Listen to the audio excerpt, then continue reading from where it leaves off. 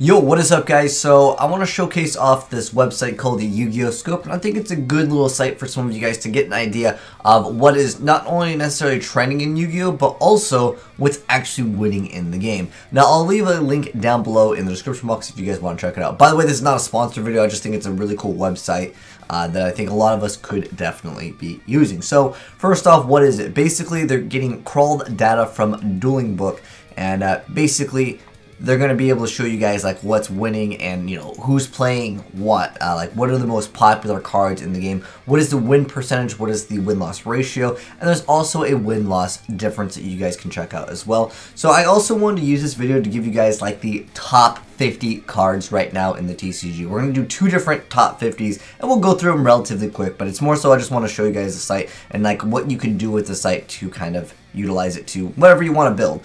Anyways, keep in mind there is one important thing that I wanted to go over, and it's only going to be able to track cards that are used. So I know you might think, what the heck do you mean by that? So even though these are like the top 200 or whatever the list is that you guys are trying to bring up, whether you're just going to look at the top 10 or whatever, it's only going to be able to track cards that see play in the game, meaning that they have to be revealed, summoned, sent to the graveyard, and used and not used in the deck. So basically, if I was to run a card and I never used it in the entire duel, it would not be counted in here. And that's kind of something that I hope is fixed in the future, because there's going to be a lot of times where people are playing more obscure cards. Sometimes there are duels where you can't make good use of Droll and Lockbird.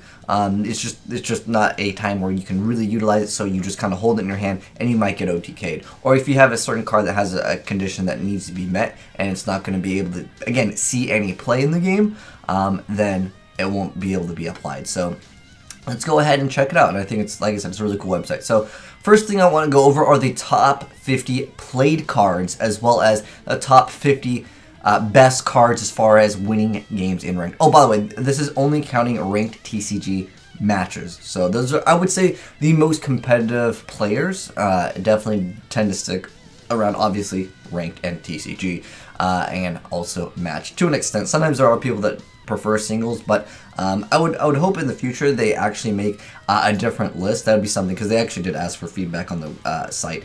But as far as like different options, it would be cool to see like ranked TCG match, and then ranked TCG/OCG, and then also ranked TCG singles. I think that would be a cool addition. Let me know if you guys think that would be something that you guys would want as well. I mean, obviously it's going to take them more time to do it, but anyways, first off, let's go ahead and check out like the top cards that people are playing. So let's go ahead and we can actually zoom up on this a little bit so you guys can kind of see the text a little bit bigger.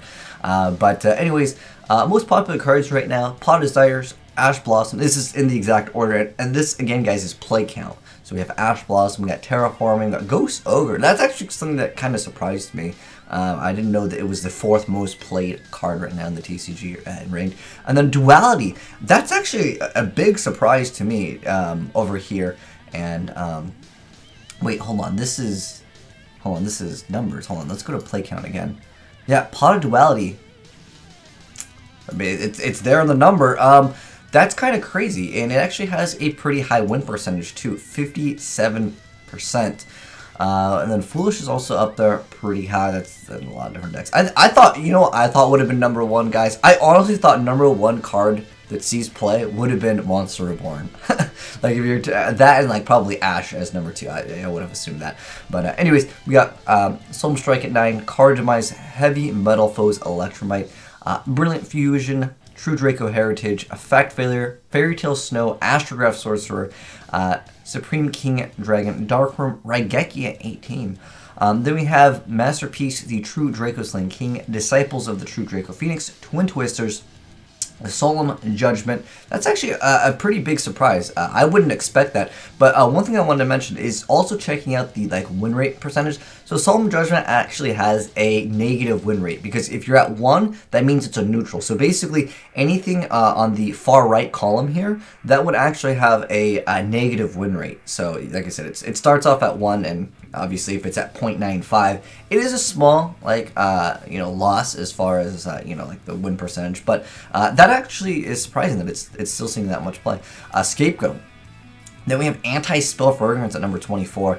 And then we have True Draco Apocalypse, Cosmic Cyclone, Majesty Maiden, the True Draco Slayer, Allure of Darkness, Raiden, Hand of the Lightstorm, Gemini Garnet, Gamma Seal at number 31, Alistar, Evenly Matched, still a very popular card. I haven't seen this card as much as I saw like a while back. I would say like about a month ago. It was a lot more popular. Then we have Sarah Yugioh. I've been seeing this card. I thought this card would have definitely been really high up there as well. And then we have Charge of the Light Brigade. So Lightstorm seems to always just be one of those popular decks. Then we have Decode Talker at 36, Gem Knight, Seraph Knight, Giant Rex. So it looks like dinosaurs are still pretty popular. Soul Charge, the auto win card in like Mermills, as well as some other like variants of like decks that can OTK. Really setting up so you can basically stop your opponent from doing anything, and then following up next turn. So then we have Supreme King Gate 0 at number 40. That's actually kind of a surprise for me. Upstart Goblin at number 42. Okay.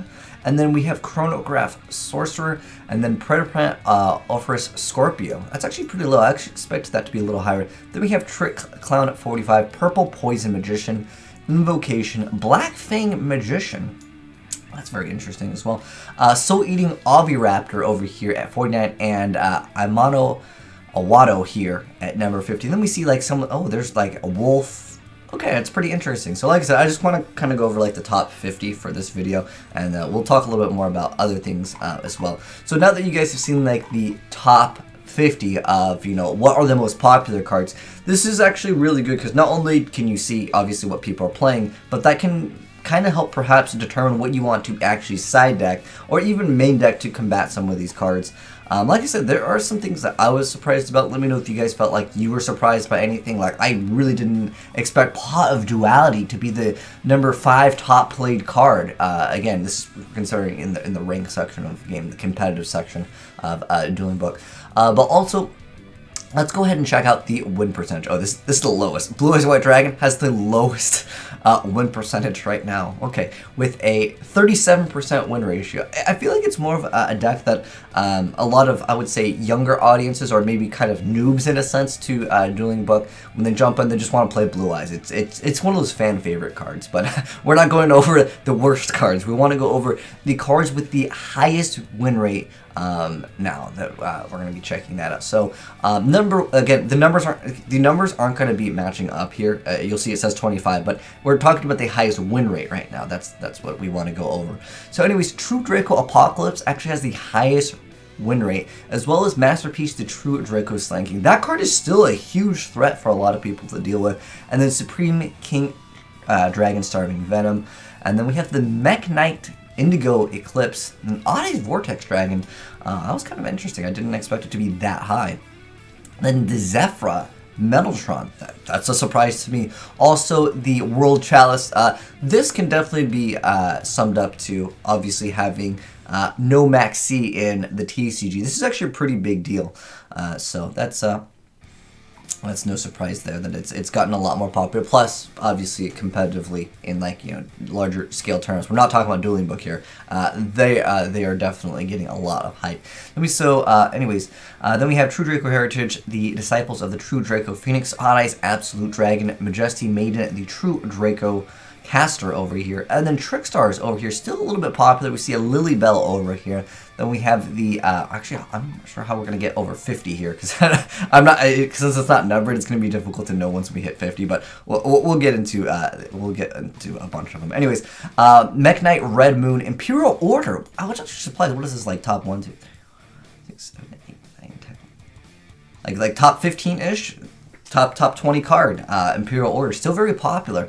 Then we have Makaba, that did get hit. I know Invoked are still relatively popular. Invoked, Mech Knight, and well, if they get hit like in the OCG, then obviously this deck won't do as hot. The Monarchs Erupt, I did not expect Monarchs Erupt to be right over here. Then we have the Mistar Boy, that's actually surprising. Then ABC Dragon Buster, that actually still has a pretty high win rate. I think it's due to the Jishrudo. That definitely helps out the deck a ton. Well, curious, the Lightsworn Dominion is this high. I didn't expect this. We're still like the top 20-ish, I would say, around here. That's actually surprising that it has like, that's a high win percentage over here. Oh wait, that is 63%. But also, one thing I wanted to mention, even though we're looking at like win percentage right now, like what has the highest win percentage, another thing to keep in mind is the play count, because sometimes there's a very small pool of people playing something, and therefore it can be inflated because, well, I mean, a few games here and there.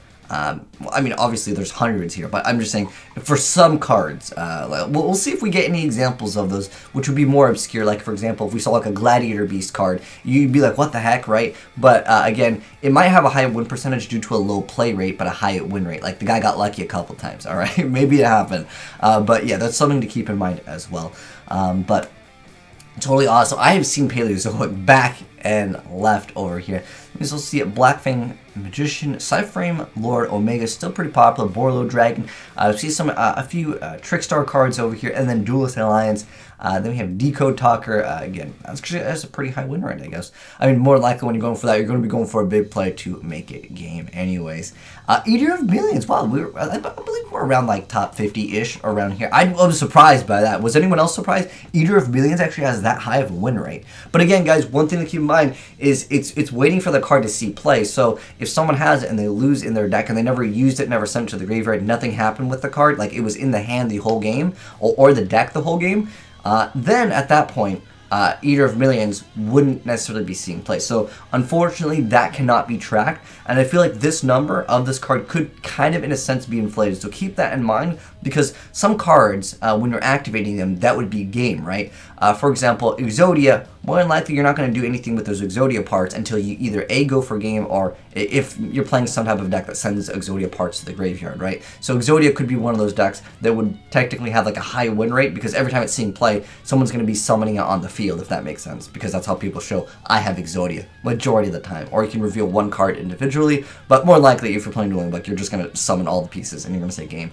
But that's actually, that kind of makes sense. I'm not saying that the deck is bad, but I'm saying like that could kind of in a sense be an inflated number, and I just wanted to get that out there. But Sarah Yugioh, I thought this would be way more popular as far as, again, we're looking at the win rate percentage. This is a 61% win rate, because I feel like when people make Sarah Yugioh, it's a game.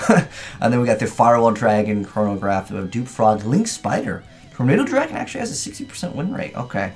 Alright, and then we still have some of the Spiral cards. I've definitely seen some Spirals, and then we have, for whatever reason, Sea Crush Wyvern. Definitely more win rate than the rest of the cards.